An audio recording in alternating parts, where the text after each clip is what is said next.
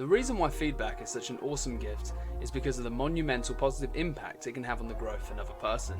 It provides them with personalised recommendations and direction for development, which also gives them greater perspective and clarity on how they can move forward. Now, giving someone an unbelievable gift usually feels incredible. However, for many, giving feedback doesn't feel this good, especially when it's not considered to be positive feedback.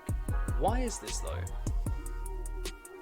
Rather than negative, feedback should be developmental. This is not a slight nuance, by the way, it's entirely different. Negative is the antonym of positive, whereas developmental guides towards a way forward rather than just a crushing tirade of not good enoughs.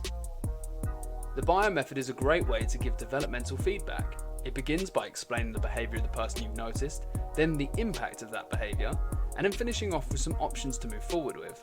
There's a free simple guide to the BIO model for you to download from our website.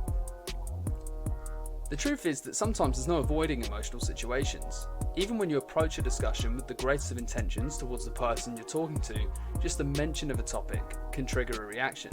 If someone feels emotional because of your developmental feedback, remember this moment of real discomfort could be a huge differentiator for their growth. You're not doing this to make a horrible experience, you're doing this for their development. Correction: people will love you. People will love you if you are always the person that's supporting their growth and also giving them valuable conversations time after time. You're giving them insightful and supportive feedback, and they will have a great amount of respect and gratitude about your relationship with them. If you like this video and want to see more content on topics such as this one, head over to our website. We also discuss these topics on our Learn, Grow, Succeed podcast, and additionally, you can get inspired to learn over on our Instagram page.